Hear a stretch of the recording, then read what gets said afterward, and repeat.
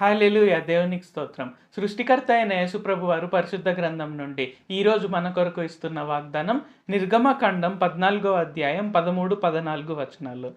అందుకు మోషే, భయపడకుడి, యెహోవా మీకు నేడు కలుగజేయు రక్షణను మీరు ఊరక నిల్చుండి చూడుడి. మీరు నేడు చూచిన ఐగుప్తీయులను ఇక మీదట మరి ఎన్నడునూ చూడరు. యెహోవా మీ పక్షంన యుద్ధం చేయను, మీరు ఊరకయే ఉండవలెనని ప్రజలతో చెప్పెను. సో, ఈరోజు వాగ్దానం గనుక చూసుకున్నట్లయితే ఏంటి, మనం చూచిన శత్రువులను ఇంకా మనం మరెన్నడూను చూడము అని యేసుప్రభువారు ఈరోజు మనకు వాగ్దానం ఇస్తున్నారు. సో, ఇంతవరకు మీరు అనేకమైన శత్రువులను చూసుండొచ్చు. అంటే అనారోగ్యం అనే శత్రువు కావచ్చు, ఆర్థిక ఇబ్బందులనే శత్రువు కావచ్చు, లేకుంటే కుటుంబ సమస్యలనే శత్రువు కావచ్చు, డిప్రెషన్ అనే శత్రువు కావచ్చు, లేకుంటే ఇంకేదైనా శత్రువు కావచ్చు, ఏదైనా సమస్యలు కావచ్చు. అయితే ఈరోజు యేసుప్రభువారు ఏం చెప్తున్నారంటే వాటన్నిటి నుండి మీకు విడుదల కలుగజేస్తాను అని చెప్తున్నారు. సో, మనం ఏం భయపడాల్సిన పని లేదు. మనం చేయాల్సింది కూడా ఏం లేదు. జస్ట్ మనం ఊరకుండి చూడాలి.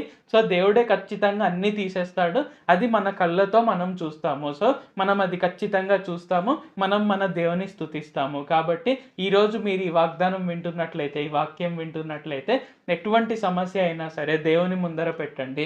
దేవుడు ఖచ్చితంగా అది తీసేస్తాడు. దేవుడు ఖచ్చితంగా మిమ్మల్ని ఆశీర్వదిస్తాడు.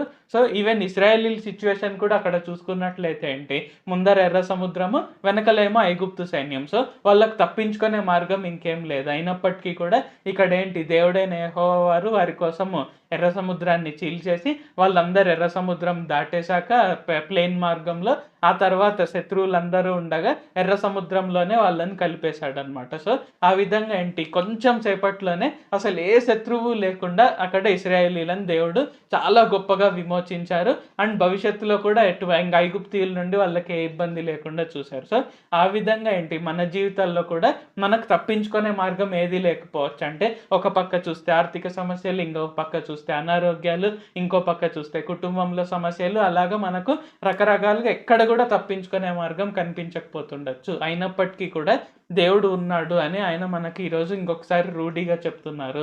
నేను ఉన్నాను మీతో, భయపడకండి. మీరు చూసిన శత్రువులను మరెన్నడూ చూడరు.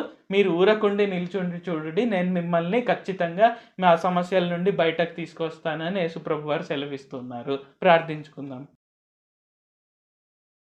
ప్రభువా, దేవా, సర్వాధికారి, మాకు ఇంకొకసారి ప్రార్థించుకునేందుకు అవకాశం ఇచ్చినందుకు వందనాలు తండ్రి. మా కొరకే చేసిన ప్రతి ఒక్క మేలుని బట్టి మీకు వందనాలు, స్తుతులు, స్తోత్రాలు తండ్రి. ఈరోజు వాగ్దానంని బట్టి వందనాలు తండ్రి.